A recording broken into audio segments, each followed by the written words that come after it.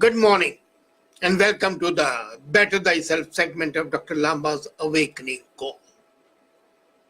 We always want to defeat our adversaries, which is pretty good.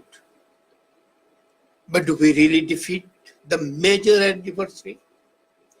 The major enemy of any human being is within that person.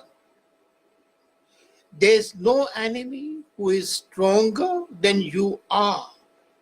But there's one enemy that is within you, inside you, that is the biggest enemy to be defeated. And once you defeat that enemy, then the road to success is unimpeded, unobstructed.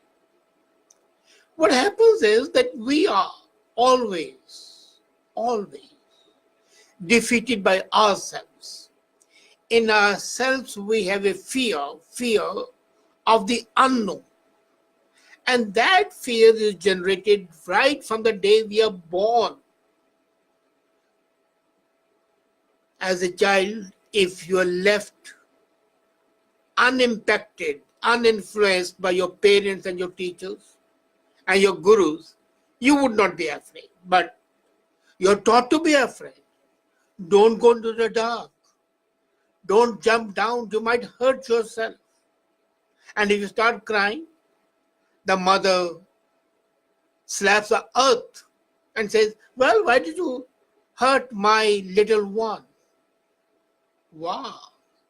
You are building up your child as a person who would be afraid of himself. There's a fear. So first is the fear of the dark, of the unknown.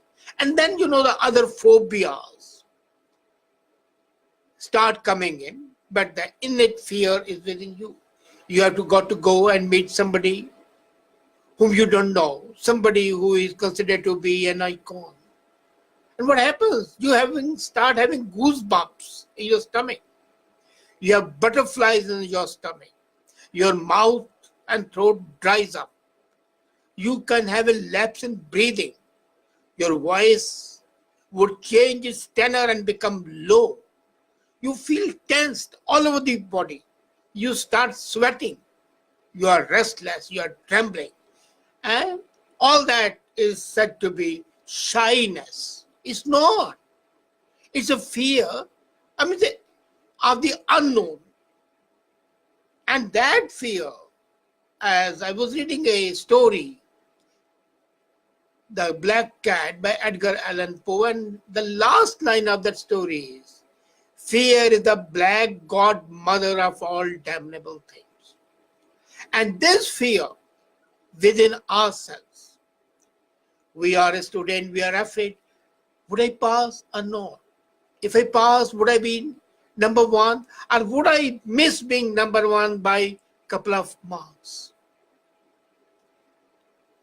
Would I be able to get married to the girl of my dreams or not? Would I get a job or not? Well, I've got a job. Would I be successful in it or not? Well, I'm successful, but would I be promoted or not? Well, take things as they come. But we create in ourselves such situations that our fear of the unknown is transferred to the fear of unexpected. And thereby hangs a tail. And fear, when it overtakes you, has far-reaching effects. It starts commanding you. You don't control your fear controls you. So, what do? What's the result of this? You become indecisive. To be or not to be, there's a question. To speak or not to speak, to meet or not to meet, to study or not to study. These are the situations which trouble you. You are secluded yourself from others if your fear is converts into claustrophobia. You are afraid of going in closed spaces. You start faking things to remain relevant. You start presuming things. everything becomes excessive, too much. If you're watching a movie, you do it excessively and thoroughly. To make matters worse, you can start undertaking those activities which are harmful to your health. People start smoking and drinking only because of the fear. They are afraid, they are nervous, so they start smoking. They are afraid, they start drinking. And they think that by these activities they are going to face fear head on. They don't. It's an escapism. And this is our society which basically encourages escapism. Our parents would say, don't go there, you might hurt yourself. Your teachers say, well, this is not for you to study. This is much beyond your comprehension. So the fear that your knowledge is not capable, sufficiently advanced enough to undertake and comprehend. And it can have various dimensions. And your life comes to a standstill. You are afraid to do anything to avoid criticism, to avoid correction, to avoid rejection. And then you might be stressed so much that you fall a victim to depression. So, what do? But the point is only you have got to take control. Control and defeat your enemy, the enemy within you. And if there's too much of fear, you lose self-esteem. You have no respect for yourself. So either you become a victim of inferiority complex or inverted inferiority complex, which people mistakenly call superiority complex. So you have to regain your self-esteem. You have to become an authentic human being. That's what I always say. So what do? It's not difficult to get over your fear. Start reading books. Start enjoying your life. Start living for the moment. Start being openly brash. Do things which you are prohibited from doing. Break the conventions and the rules, not the laws. Conventions, I said. Break the bindings that are ensnaring you, that are enslaving you. When you read more books, you're widening your horizon. You are enhancing your intellectual capability to face fears. The knowledge that you are going to gain is going to empower you. Mindfulness. Take the thing you are doing as the most important thing to do.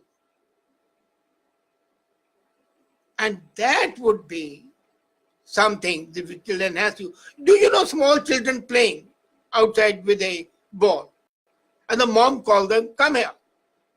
A child who runs away immediately to the mother, leaving the ball in the friend's side, is a failure in life.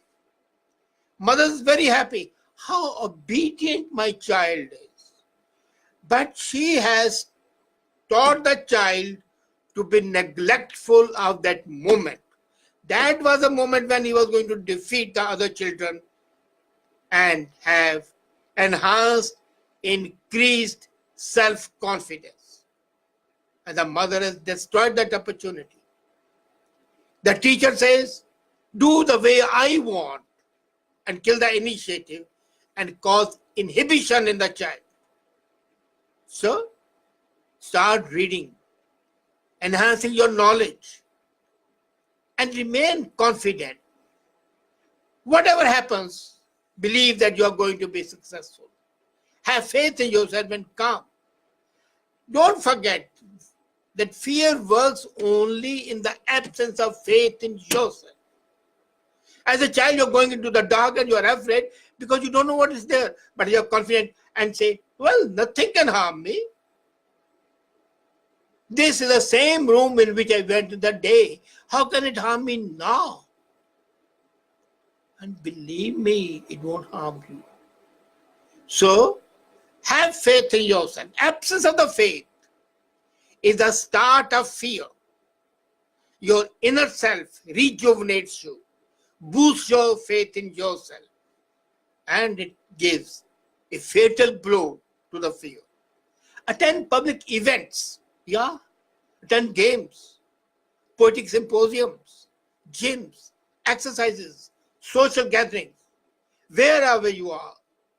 In the beginning, you may not make an impact, but slowly and steadily, try to make impact. And all these social gatherings would boost your confidence. Stop depending on external aids to defeat fear, like smoking, drinking. No. The best thing is have faith in yourself. And then, when you go in for the external aids, what happens? You are, in fact, creating a battleground for the fear to flourish. These binge activities don't help you. They are only a camouflage, a cover, and a temporary one at that. And finally, connect with the people. Connect with the people who are successful and who have conquered fear. Meet them, talk to them, listen to them, read them. And you would find that there are many people who had the same problem that you have, who have the same phobias, who have the same fears. And they got over that. Share your fears. And then, one thing more, people don't talk about their fears. Talk about your fears. Tell people what you are afraid of. And you will find 9 out of 10 people would tell you how to overcome that. That there is nothing to be afraid of. You might be suffering from most incurable disease. You go and talk to your doctor and tell him that disease. And the doctor prescribes a prescription for you. Fear is a social phenomenon. Talk to your circle about it. Create a sports circle. And your fear would be a thing of the past. Share the predicament that you have. The best thing is to visualize your fear. Fear is a hidden monster within your mind. Try to visualize him, give him a clothing, give him a shape. By him I mean the fear. You can call her as well, I don't mind. Give him or her a shape. Personify that. When you personify an abstract thing, then it's easier to defeat that. Because personification would always be in the human shape. And no human being is more powerful than you are if you have your confidence fully developed. If you don't, and identify your fear, what sort of fear you are having. Is it based on fact or is it just fancy? If it's a fact, try to create such a situation that fact becomes non-existent. So these psychological efforts, social efforts, enhancement of your education, and avoiding dependence on external aids will help you conquer the enemy. It's nothing something which you cannot do. You have got to know that you will lose miserably if you don't know your adversary. So that's why identification of fear is a must. And the best thing is unlearn whatever your people have told you. The so-called intelligent elders, they're not intelligent. Everybody has a right to learn by himself from his own experience. Fear, what is fear? Basically, again, it is something within you, and it's an inward reaction, basically, to a possible threat or a harm. What I said, an inward reaction to possible. No, possible is not definite. So why be afraid at all? If you go by the law of probability, the possibility might never be there.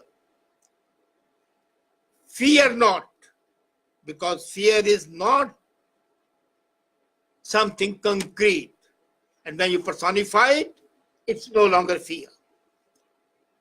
Think boldly, act boldly, personify your fear and defeat the fear. And once you defeat the fear, you have defeated the biggest anniversary which you can ever imagine to be. And that enemy within would be killed if you are brave enough. Think about it. Thank you.